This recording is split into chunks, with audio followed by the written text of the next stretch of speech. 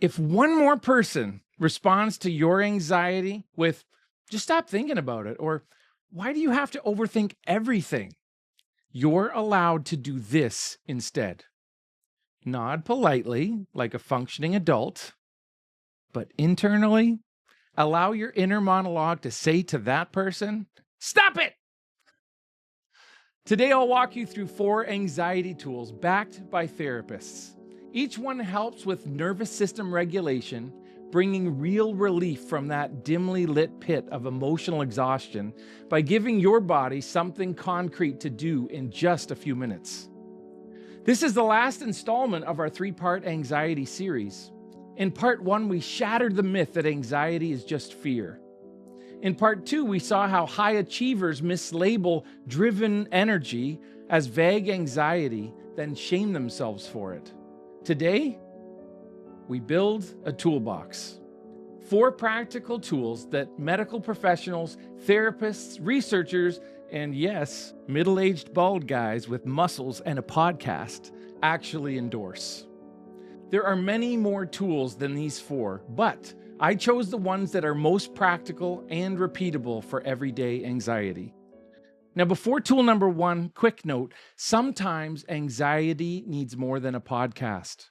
There's a free PDF in the description with warning signs that your anxiety or a friend's might need medical support. No shame, no pressure. And with that, let's add a tool or two to our toolbox that can help us climb out of the pit. Tool number 1, the values flashlight. Now, before I explain it, let me tell you a quick story that will make this tool easier to understand. When I was in college, I lived in a dorm with a kitchenette on every floor. The microwave was basically our ticket to premium college food like leftover pizza, Alphagetti, Chef Boyardee, and everyone's favorite, late-night microwave popcorn. There was just one problem. Not only were there smoke detectors installed over every floor's kitchenette, there were also heat sensors installed directly above the microwaves. Every student in dorm quickly learned that opening a fresh bag of popcorn under that heat sensor would trigger a 20 to 30-minute evacuation of the entire dorm.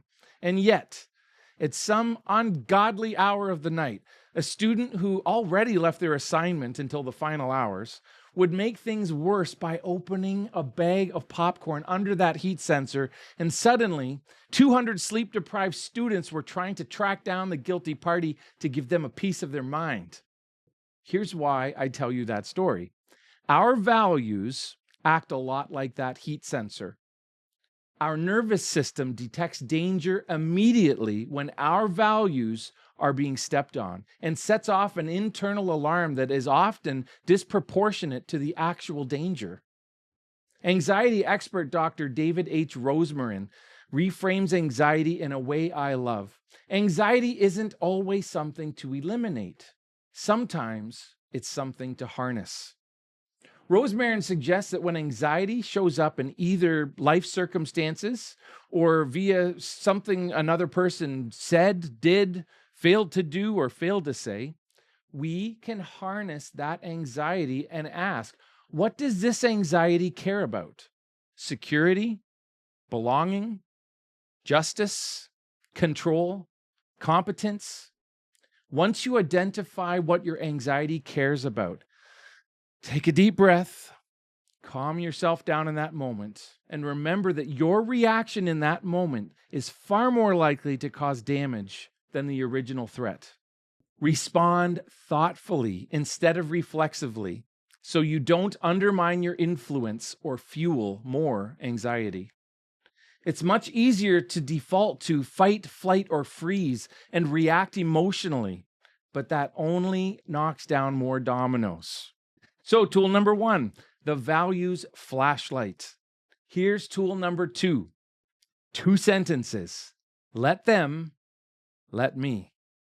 Let them misunderstand you. Let them turn you down. Let them have their opinion. Let them be annoyed. Let them be wrong. Let them not get it. Let me respond with integrity. Let me choose my next faithful action. Let me proceed with my values intact. Let me do what I can do and release what I can't. If controlling other people worked, I'd have my kids loading the dishwasher correctly by now. The 2003 movie Bruce Almighty is a great illustration here. Jim Carrey's character gets unlimited power and everything falls apart. Anxiety often spikes because we're trying to manage outcomes that were never ours to carry. Let me. When you stop trying to control outcomes, circumstances, and people you have zero control over, and you willingly let go of that instead of feeling like it's been taken from you, anxiety goes down because you already know how you're going to proceed. You focus on what you can control, and you move forward with a step that's consistent with your values and your resources. So, in review, tool number 1 is the values flashlight. Tool number 2, let me. Here's tool number 3. This one is called Tiny Experiments and is based on Anne Laura Lecomp's book, Tiny Experiments. Your anxiety wants a 10-year plan. Offer it a 7-day experiment. Instead of, I need to fix my entire career, try, for 7 days, I'll send 1 email daily. Purposeful, actionable, continuous, trackable. And at the end of the day, if your anxiety is popping up, ask yourself a simple question.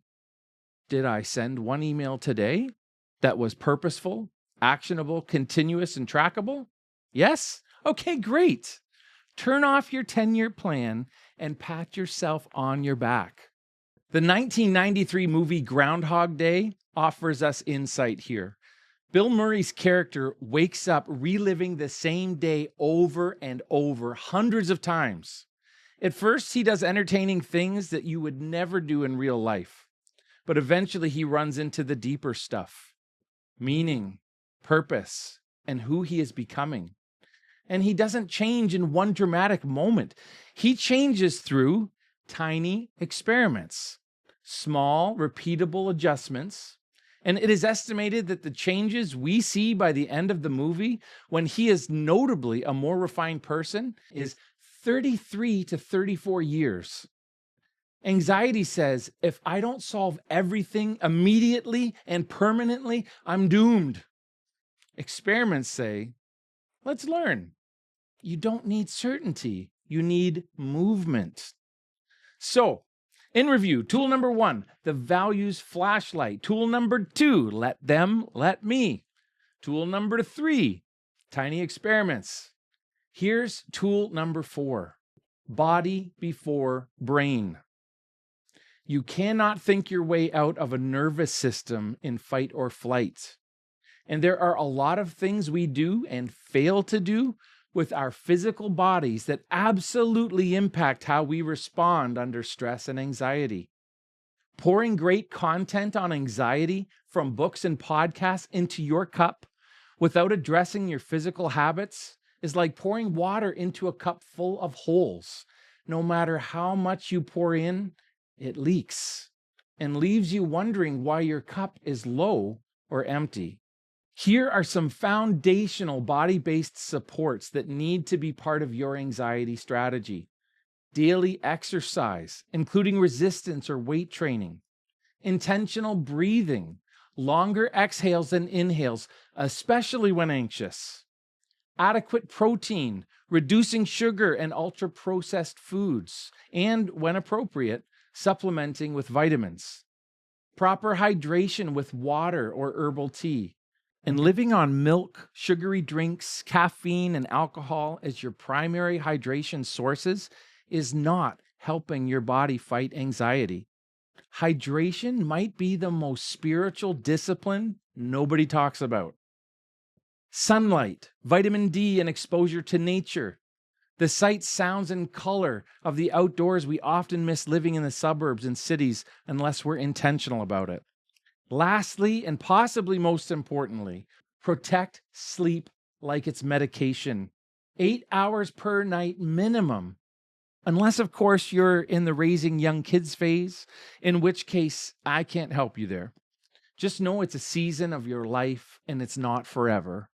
I'm not saying that casually. My wife and I had 4 kids in our 20s, and the first 2 had colic, and I remember how difficult that season was. Hang in there.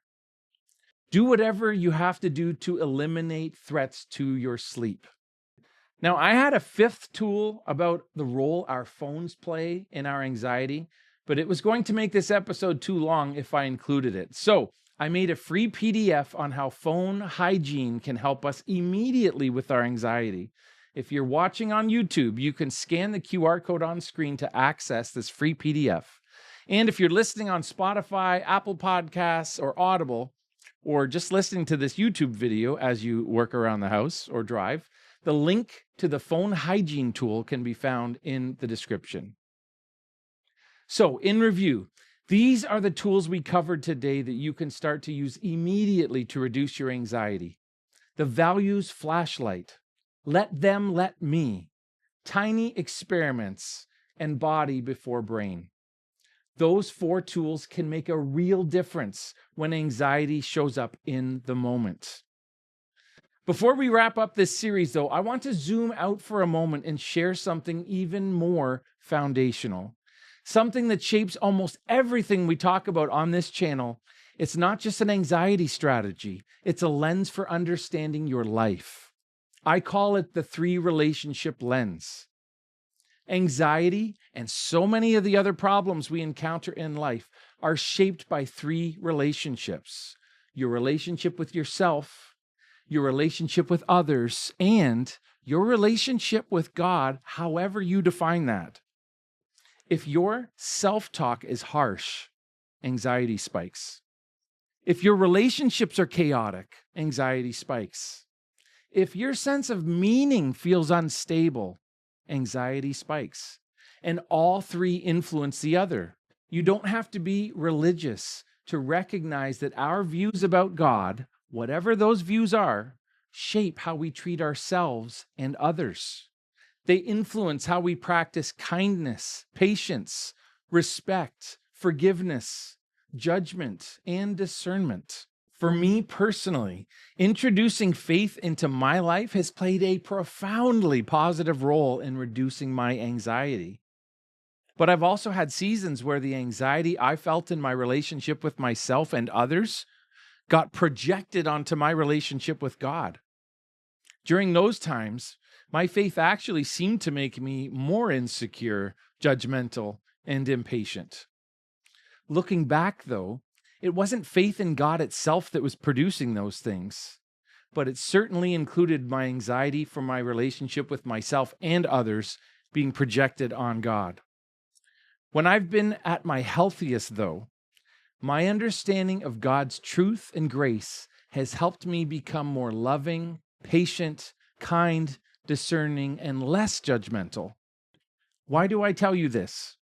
Because concluding that exploring a relationship with God is a dead end based on the hypocrisy or intolerance of some people who claim faith is an unnecessary conclusion. And it may cut you off from a powerful source of meaning, purpose, and peace. Let me illustrate. 2 years ago, my wife and I celebrated our 25th wedding anniversary with a trip to Hawaii. One day we were driving toward the Honolulu airport when I noticed a road that looked like it might lead to an ocean view. After turning, I realized it was just a quiet neighborhood street with a big dead-end sign. My first thought was, well, that was pointless. Time to turn around. But the explorer in me said, let's see for ourselves. So we drove all the way down to the end of the street, and when we got there, our jaws dropped. Even though there were only 4 parking spots, one was open because most people turned around when they saw the dead-end sign. And what we saw there was one of the most beautiful views we've ever experienced. All because we were curious enough to keep going. The sign to get here said dead end. Was it a dead end, Tanya? No. It was not. I want to suggest that becoming curious about your relationship with God might feel like a dead end at first, but it could turn out to be one of the most meaningful discoveries of your life. This channel is built on the idea that when we grow in our relationship with ourselves, with others, and with God, we dramatically increase our ability to navigate the problems that rob us of happiness, meaning, purpose, and fulfillment. We'll explore these 3 relationships much more in future episodes. For now, I just want you to know this. Discovering that you are deeply loved by God, and that even your pain can be used to strengthen you and help others, can make a profound difference in how you experience anxiety. Well, that just about does it for today's episode and this 3-part series on anxiety. We'll revisit the topic again in the future, but for now, I have a couple quick reminders on how to get the most out of the encouragement community we're building here. First, don't forget to check out the PDFs in the description, including one that can help you recognize the warning signs that anxiety may require immediate medical attention. Second, if you found the content helpful and think it could help others too, could you take 10 seconds to subscribe, like the video, leave a comment, and click the bell to be notified of new episodes? Those 4 quick actions tell the YouTube algorithm this content is worth showing to more people, which means more people can find our encouragement community here. You might also consider sharing this video with a friend who seems like they have it all together. It may open a door for someone with high-functioning anxiety to find a safe place to explore the why behind it, as well as the how to move forward. Third, I've created a free relationship clarity guide. It's based on the work I do as a relationship and executive coach, and it can make a big difference in your relationships at home, at work, and with your friends and family. You'll find the link in the description. Fourth, life change rarely happens in isolation. We need friends and community to help us apply these ideas in the real and messy world that we live in. That's why I include reflection and discussion questions for every episode. You'll find them in the description, and I'd encourage you to answer 1 or 2 of them in the comments so others can see they're not alone in their experience. And finally, if you'd like to go deeper, you can explore the assessments and reports I offer for individuals, couples, and teams. They're designed to uncover the patterns driving your thoughts, feelings, and behaviors in your relationships. The assessment takes about 30 minutes to complete online, and your personalized report arrives in your inbox within minutes. Both the assessments and coaching conversations bring game-changing clarity to your work and personal life. Visit encouragement-thesermon.com or see the link below to learn more. Well, you've stayed with me all the way to the end, and that tells me something. You're paying attention to your life. You're asking better questions. You're doing the work. Not perfectly, but intentionally, and that matters. So the next time your anxiety pulls the fire alarm like Dwight's fire drill in The Office, remember, you don't actually have to jump through the window.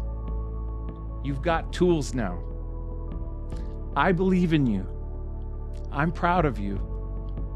I'm Mike Hauser, and you've got this.